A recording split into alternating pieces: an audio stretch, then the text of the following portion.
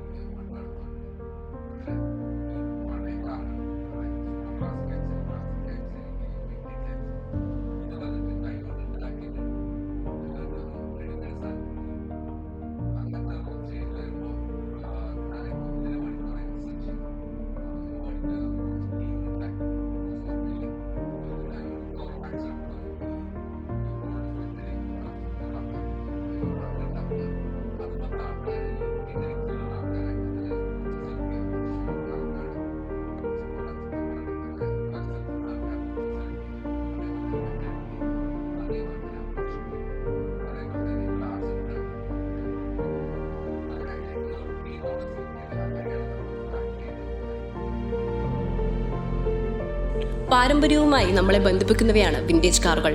അവ പുനഃസ്ഥാപിക്കുക വെറുമൊരു വിനോദമല്ല, അതേസമയം അത് ചരിത്രത്തിന്റെ ഒരു ഭാഗം സംരക്ഷിക്കുന്നതിനുള്ള മാർഗമാണ്. ഇപ്പോൾ റെസ്റ്റോറേഷൻ കണ്ടീഷൻ നമ്മൾ നോക്കണം, വണ്ടിക്ക് എന്താണ് വണ്ടിയുടെ ആസ് ഓഫ് ന്യൂ സ്റ്റേജ്. ഇപ്പം ഫുൾ പോയി കിടക്കുന്ന വണ്ടിയാണെങ്കിൽ ഫസ്റ്റ് നമ്മൾ ശ്രദ്ധിക്കാനുള്ള ബോഡിയാണ്. കാരണം ഈ റസ്റ്റ് എന്ന് വെച്ചാൽ ക്യാൻസർ പോലെയാണ്. നമ്മൾ എത്ര റസ്റ്റ് ക്ലിയർ ഔട്ട് ചെയ്ത് നോക്കിയാലും ബോഡിയിൽ എവിടെയെങ്കിലും ചെറിയൊരു അംശം ഉണ്ടെങ്കിൽ അവിടെ നിന്ന് പിന്നെ സ്പ്രെഡ് ഔട്ട് ചെയ്യും. നമ്മൾ ഫസ്റ്റ് ക്ലിയർ ഉള്ള ഈ റസ്റ്റിനെയാണ്. പിന്നെ നമ്മുടെ മെക്കാനിക്സിൻ്റെ ക്വാളിറ്റി തന്നെയാണ് കൈനില. കാരണം വണ്ടി പുതിയ വണ്ടി പോലെ നിൽക്കുന്നുവെങ്കിൽ അത്രയും അടിപൊളിയായിട്ടുള്ളൊരു മെക്കാനിക്ക് ചെയ്താൽ മാത്രമേ ആ ഒരു ക്വാളിറ്റി വരത്തുള്ളൂ. അപ്പോൾ അതേപോലത്തെ ഒരാളെ കൊണ്ട് എനിക്കൊരു ആൻറ്റിസിപ്പേഷൻ ഉണ്ട് ഈ വണ്ടി റെസ്റ്റോർ ചെയ്താൽ എങ്ങനെ ഇരിക്കണമെന്ന്. അപ്പോൾ ആ രീതിക്ക് ഞാൻ ഇയാളെ കൊണ്ട് വർക്ക് ചെയ്യിപ്പിച്ചെടുക്കുമ്പോൾ എനിക്ക് സാറ്റിസ്ഫൈഡ് അല്ലെങ്കിൽ ആ പോക്ക് നമ്മളൊന്നും എൻ്റെ സാറ്റിസ്ഫാക്ഷൻ കിട്ടുന്ന പോലെ ഞാൻ അത്രയും തവണ ഞാൻ ചെയ്യിക്കും, എങ്കിൽ മാത്രമേ ഞാൻ സാറ്റിസ്ഫൈഡ്. അപ്പോൾ ഫസ്റ്റ് ഞാൻ ശ്രദ്ധിക്കുന്ന ബോഡിയാണ്, ബോഡി ക്വാളിറ്റി. അത് ഏറ്റവും പെർഫെക്റ്റ് ആക്കുന്നു. പിന്നെ പെയിൻറ്റിങ്ങിലോട്ട് പോകും. പെയിൻറ്റിങ്ങിലോട്ട് പോയിട്ട് ഒരു ഫസ്റ്റ് കോട്ട് വരെ കൊണ്ട് നിർത്തിയിട്ട് ബാക്കി മെക്കാനിക്കൽ ചെയ്യും. എന്നിട്ട് മെക്കാനിക്കൽ എല്ലാം ചെയ്ത് തീർത്തതിന് ശേഷമാണ് ഫൈനൽ കോട്ടിങ് പോകുന്നത്. അപ്പോൾ നമുക്ക് ഈ ചെറിയ ചെറിയ സ്ക്രാച്ചസ് കാര്യങ്ങളൊക്കെ നമുക്ക് ഒഴിവാക്കാൻ പറ്റും. ഈ ഒരു പ്രോസസ്സിലാണ് ഞാൻ വർക്ക് ചെയ്ത് വരുന്നത്.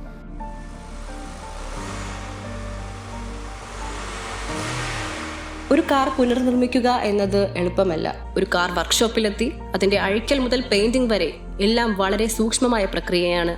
ഫുൾ റെസ്റ്റോറേഷനിലെ എല്ലാം ചലഞ്ചസ് ആണ്. ഇപ്പോൾ പാർട്സ് തൊട്ട് വണ്ടിയുടെ ബോഡി ബിൽഡ് ചെയ്തെടുക്കുന്ന എല്ലാം എനിക്ക് ചലഞ്ചസ് ആണ് കേട്ടോ. കാരണം അങ്ങനെയാണ് ചെയ്തെടുക്കാൻ ഉദ്ദേശിക്കുന്നത്. ഇപ്പോൾ ബോഡിയുടെ ഷേപ്പിംഗ് തൊട്ട് ബോഡിയുടെ ലെവലിംഗ് വരെ ഞാൻ അത്രയ്ക്ക് ഇമ്പോർട്ടൻസ് കൊടുക്കും. ഓരോ ചെറിയ പാർട്സും ഒറിജിനൽ പാർട്സ് അല്ല. ഇപ്പോൾ എൻ്റെ ക്ലയൻറ്റിൻ്റെ വണ്ടിയാണെങ്കിൽ അവരുടെ അടുത്ത് ചോദിക്കും എന്താണ് അവർക്ക് വേണ്ടതെന്ന്. എൻ്റെ അടുത്ത് വരുന്നവരെല്ലാം സാധാരണ റെസ്റ്റോറേഷൻ വേണമെന്ന് പറയുമ്പോൾ ഞാൻ അവർക്ക് മെയിൻലി പറയുന്നത് ഇത്രയേ ഉള്ളൂ, സാധാരണ റെസ്റ്റോറേഷൻ ചെയ്തിട്ട് കാര്യമില്ല, ക്വാളിറ്റി റെസ്റ്റോറേഷൻ. അപ്പോൾ എൻ്റെ അടുത്ത് വന്നാൽ ഞാൻ ക്വാളിറ്റിയാണ് അവിടെ ഫോക്കസ് ചെയ്യുന്നത്. ഞങ്ങളിവിടെ ചെയ്ത് കൊടുക്കുന്നത് അങ്ങനെയാണ്. എത്ര മോശമാണെങ്കിൽ ശരി, തകിട് തന്നെ തകിട് ഉണ്ടാക്കി കിട്ടില്ല. ഇത് വെൻസിൻ്റെ സാധനങ്ങളൊന്നും കിട്ടില്ല. അംബാസഡർ ഇപ്പോൾ അപൂർവമായിട്ട് സാധനങ്ങളുള്ളൂ. ഇതൊക്കെ കിട്ടുന്നുണ്ട്, ബാക്കി ഇപ്പോൾ അതിനൊന്നും കിട്ടാറില്ല. തകിട് കൊണ്ട് നമ്മൾ തകിട് വാങ്ങിച്ച് 18 ഗേജ്, ഞങ്ങളിപ്പോൾ ഉപയോഗിക്കുന്നത് 18 ഗേജാണ്. പിന്നെ വണ്ടി ഇപ്പോഴത്തെ ലേറ്റസ്റ്റ് വണ്ടി വന്നിട്ട് 20-22 ഗേജാണ് ലേറ്റസ്റ്റ് വണ്ടി. കാരണം എന്താ പറയുക, മൈലേജ് കിട്ടാൻ വേണ്ടിയിട്ടാണ് അപ്പോൾ അവരത് ഉപയോഗിക്കുന്നത്. ബോഡി വർക്ക് നമ്മൾ ഫുള്ള് വെട്ടി മാറ്റുകയാണ്, പുതിയതായിട്ട് ഉണ്ടാക്കുകയാണ്. അഥവാ പഴയത് ഇവിടുത്തെ വിൻറ്റേജ് കാറായതുകൊണ്ട് ഇത് പഴയതൊന്നും വലിയ ഇതുണ്ടാവില്ല. അപ്പോൾ അതിൻ്റെ ഷേപ്പിൽ പുതിയത് നമ്മൾ ഉണ്ടാക്കുകയാണ്. അങ്ങനെ പുതിയത് ഉണ്ടാക്കിയിട്ട് അതിൻ്റെ ഷേപ്പ് കൊണ്ടുവന്ന് പിന്നെ ചില സാധനങ്ങൾ കിട്ടാത്ത കുറച്ച് വരുത്തിക്കും.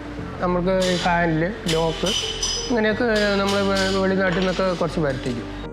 ഓരോ കാറിന്റെയും നിർമ്മാണം അതിന്റെ ഉടമയിൽ മറഞ്ഞു കിടക്കുന്ന കഥകൾ തുറന്നു പിടിക്കുന്നതിലൂടെയാണ് തുടങ്ങുന്നത്.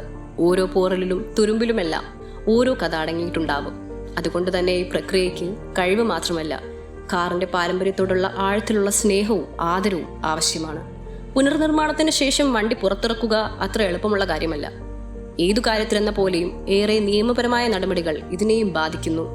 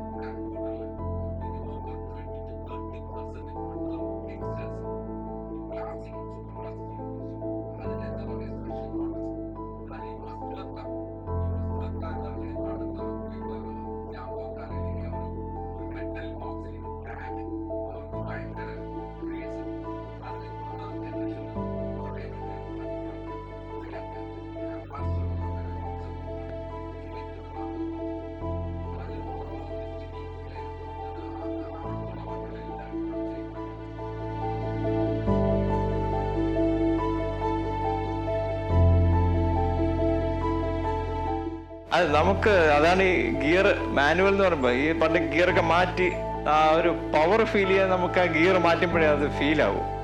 മറ്റേത് നമ്മൾ ചുമ്മാ ഇരുന്നാൽ മതി. ഇപ്പോഴത്തെ ഫ്ലൈറ്റ് ഒക്കെ ഇല്ലേ, ഫ്ലൈ ബൈ വയർ എന്നൊക്കെ പറഞ്ഞുതരാം, എല്ലാം പ്രോഗ്രാം സെറ്റ് ചെയ്ത് നമ്മൾ ചുമ്മാ നോക്കിക്കൊണ്ടിരിക്കുക. പ്രത്യേകം അത് നമ്മൾ കുറച്ച് മടിയനായി പോകും, നമ്മുടെ സെൻസസ് വീക്കായി പോകും. ഇപ്പോൾ റിവേഴ്സ്, ഈ കാർ റിവേഴ്സ് ചെയ്യണമെങ്കിൽ ക്യാമറ ഇല്ല, സെൻസറും ഇല്ല, നമ്മൾ തന്നെ സെൻസ് ചെയ്യണം. നമ്മുടെ കണ്ണ് തന്നെയാണ് ക്യാമറ.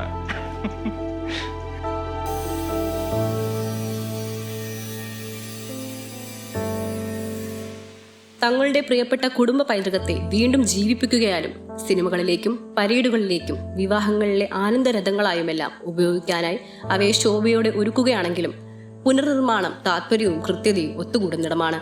ഇതൊരു കാറിനോടുള്ള സ്നേഹത്തിന്റെയും സമർപ്പണത്തിന്റെയും കഥയാണ്.